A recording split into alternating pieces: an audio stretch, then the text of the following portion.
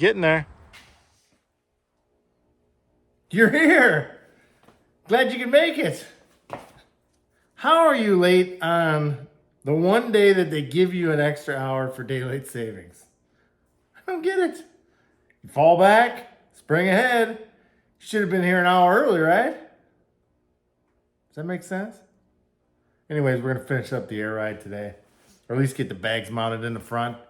It's going to be pretty boring, but stick around. I'll try to make it as interesting as possible. Welcome back. So basically what we need to do is take this large nut out of the bottom, and then there'll be 3 small ones on top here. Relatively straightforward. I'm probably going to pull the 3 from the top, and then I'm going to get the torch, and I'm going to see if I can't cut this into a bunch of small pieces so that I don't have to pull the whole suspension completely apart.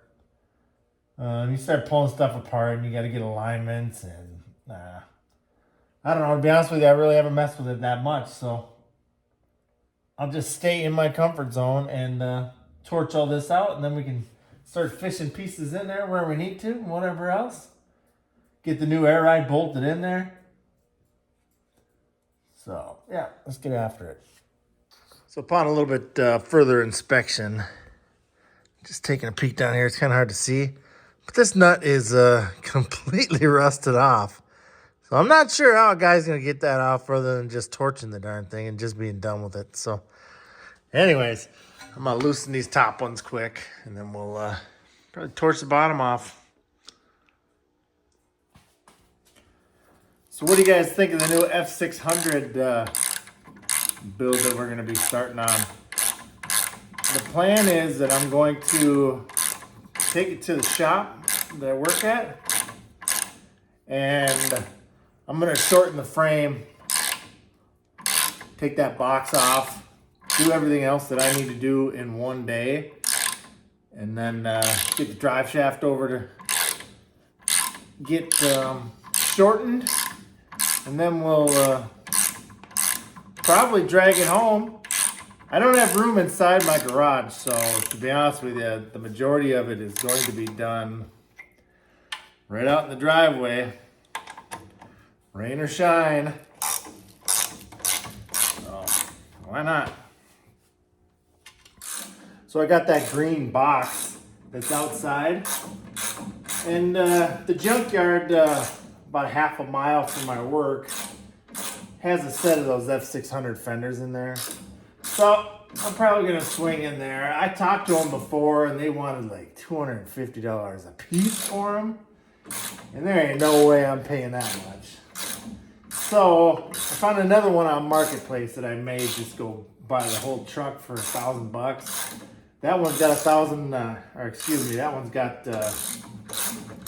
a solid cab on it as well, and the whole front clip, it's all there, rust free.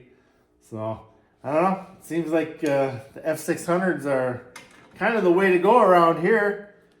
They don't see very much winter driving, which they salt the crap out of the roads around here, so that's a good thing. Plus, it seems like they always got low miles.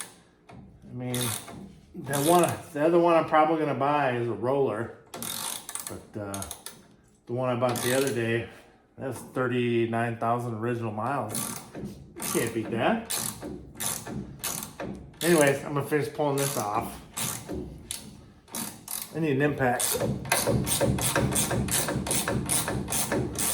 See, wouldn't you rather listen to me mumble and watch that stupid time-lapse stuff? So? No? Yes? Everybody should comment. I don't care if you want to tell me that I'm funny looking, or that I smell, or my project sucks. Whatever. Throw me a comment. Please.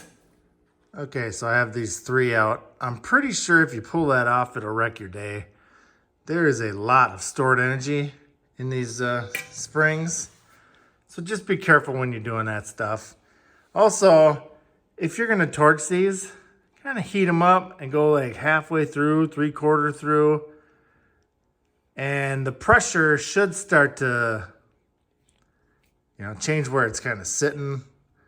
Maybe move to another spot. Like, see if you can't, heat it up so that you lose some of that stored energy, because I really don't think anybody wants to have their face removed with one of these springs.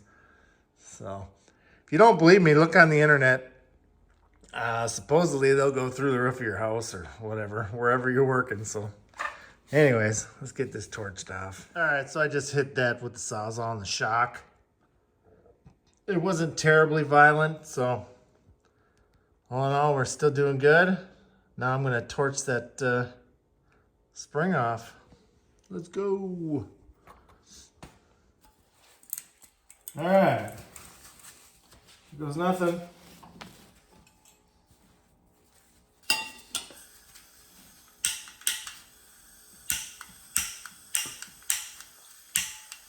Come on.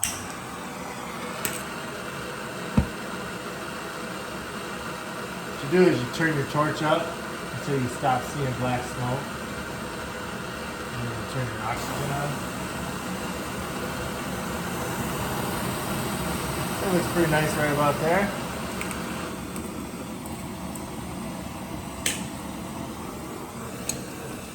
This is probably incredibly stupid.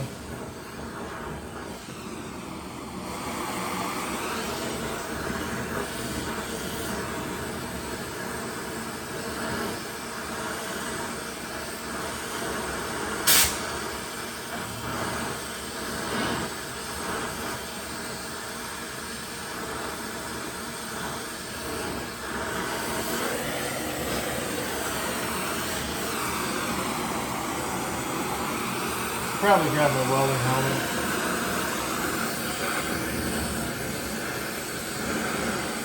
You guys should really be wearing goggles still.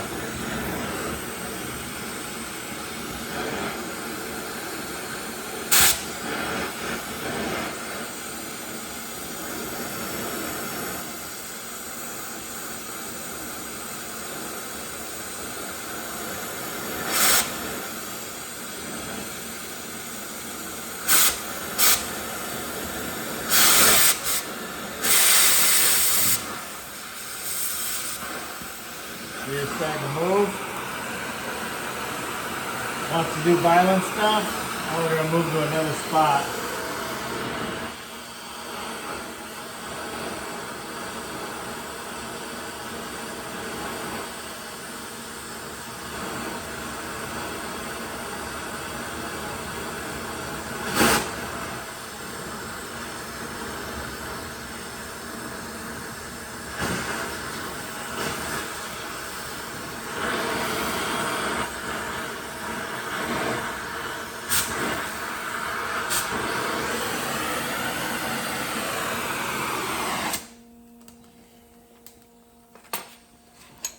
Better grab the fire extinguisher. Oh man, it's empty. I got it.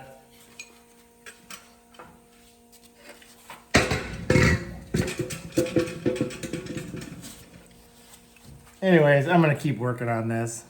I'll let you guys see the final product. All right, so we're just gonna take that last bottom bolt out. And hopefully slide that out of there. When you're cutting these, I know that the shock is full of some type of hydraulic oil or some sort. So I'm going to try to keep that intact, one piece, but I'm not making any promises. And let's see, 1, 2, 3, 4, 5, I don't know, 6 pieces we had to cut that in to get it out. So I don't know if we're actually saving any time, but whatever. That's how I'm doing it. So, all right, let's get that last bolt out and then we'll jump to the other side. All right, little update here. So, I literally removed that nut. Oh, where you at? Right there. And upon further inspection, there was no nut on there. It's just like a keep it from turning type thing. So I'm super glad I didn't cut that off. And it pounded out really easy, so this side is about ready to go. I'm gonna scrape some of that stuff out of there quick, and then we'll put the new bag in. See what it looks like. Pretty exciting. All right, so we have a problem. This Crown Vic kit that they sent, in the reviews, it says that you have to highly modify these brackets. And yeah, we definitely got to take a whole bunch of it out. So that's pretty annoying. If you know your product isn't right, fix it or stop selling it. I mean, we got a good 3/4 of an inch I got to take out of this thing just to get it to sit where it needs to. So, not happy. Boo. Oh, this is really turning into a good time. So, this is our bottom bracket. And you can see it's way into the sway bar. And yeah. I'm not sure what to do about that. Do I need to relocate my sway bar? And where? You do a little research, I guess. Did I make a mistake? Should I have just left this suspension stock? This sucks. All right, so I think I can re-drill these holes. And I'll have to re-drill the top hole on that plate to move it in just a little bit. So I think I can make this work. Probably gonna have to cut some of this plate off too, so it's not hitting the sway bar or the end link. So yeah, good times. All right, so the first thing we're gonna do is cut that little knob off of there so it doesn't get into the airbag. Second thing is we're going to modify these corners, take a bunch of that material out. And then last but not least, I'm going to take some of this edge off too. Hopefully that'll get us where we need to be. We'll see. Wish me luck. All right, so here's what we're looking at. I had to highly modify the top bracket. I had to do a little bit of grinding on the bottom bracket. I tried jacking up my suspension to get it to cycle, but I can't, don't want to go any higher than that. So I don't know if I need to mess with the sway bar or what, but I don't know if you guys can see this angle or not, but that airbag's gonna be sitting in there really weird. I don't know if I like it. I don't know. Casey from High Octane Garage is coming over to pick up that pickup, and he's done quite a bit with the air ride stuff and airbags and whatever else, so hopefully he can steer me in the right direction. So anyways, we're gonna hit the pause button on this. A couple hours, he should be here. Okay, did I mention that none of the hardware has worked thus far? The bolts that they sent weren't even close to long enough, so I'm not very impressed. Paid good money for this kit, and yeah, that's a fail. Anyways, hopefully this side goes a little bit faster. If I can even get this to work, I don't know what I'm gonna do yet. Good times. Well, unfortunately, we're not gonna be able to finish this. I'm gonna have to modify these brackets a little bit. I'm thinking maybe bring it up to like right there. So then everything's kind of in line. It'll work a little bit better. I'm thinking once I get these modified, I will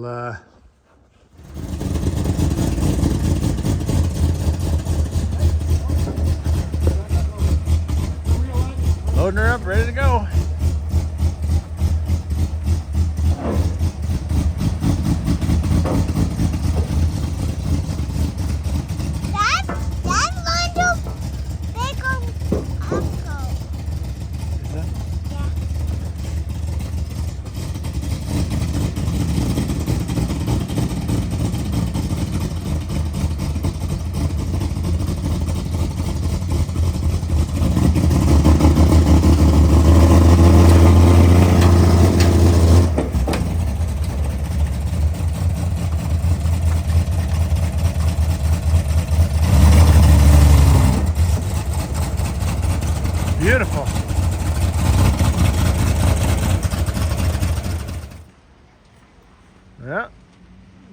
towards leaving.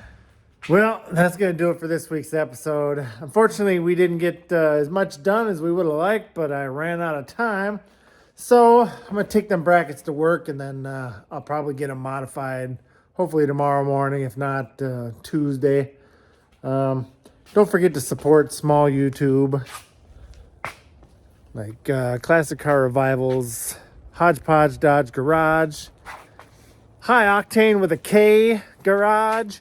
What else? Oh, Half Moon Customs. Man, those guys put out quality videos, and they're extremely knowledgeable. They really helped me out. I was looking for some information on the new pickup build, the f600 build, and he told me exactly what I needed, and it's just awesome, and I really appreciate it. Okay. Don't forget to like, comment, and subscribe. It really helps the channel, and I really enjoy reading the comments, so let me know. All right, you guys have a great weekend. I'm gonna try to do an episode on Friday with the f600 build, and then hopefully we get the crew cab, the mega cab, on bags. I really want to get the bags done, put the body all back on it, roll it outside, and like set it down on the ground, see what it looks like. Because yeah, I'm surprised there's no snow here. There was, but then it left. So anyways, have a great weekend, and we will see you next week. Thank you. Bye. Well, what do you think of the new project vehicle? We're going to turn this into a gigantic pickup. It says it's a 63, 49,000 original miles. Extremely clean. Smells, but clean.